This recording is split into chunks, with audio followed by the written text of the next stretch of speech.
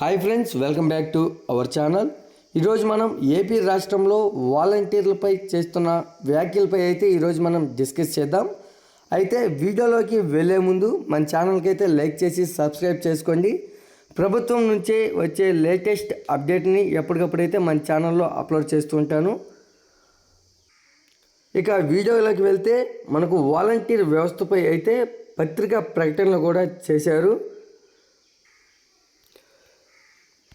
అయితే మనం ఇక్కడ చూస్తే వాలంటీర్లపై వైవీబీ వ్యాఖ్యలు ఉపసంహరించుకోవాలని రాష్ట్ర వాలంటీర్ అసోసియేషన్ అయితే డిమాండ్ చేస్తుంది.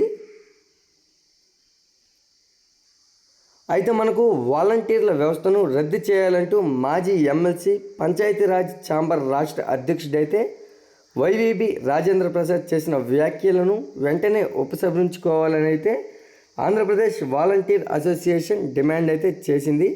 అయితే వాలంటీర్ గౌరవ వేతనాన్ని అయితే పంచాయతీరాజ్ మరియు పురపాలక సంస్థలకైతే బదిలీ చేసి వాలంటీర్ వ్యవస్థను రద్దు చేయాలని అయితే వైవీబీ వ్యాఖ్యానించడం దారుణమని అసోసియేషన్ రాష్ట్ర అధ్యక్షుడు ఎం జగదీష్ అయితే ఆదివారం ఒక ప్రకటనలో పేర్కొన్నారు.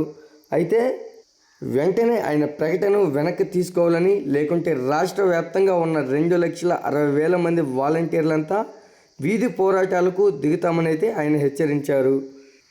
దీన్ని బట్టి మనం వాలంటీర్లపై వైవీబీ వ్యాఖ్యలు వెనక్కి తీసుకుంటారా, మరియు వాలంటీర్లు ఎప్పటి నుంచి విధుల్లోకి కొనసాగిస్తారు అనే దానిపై చూడాల్సి ఉంది.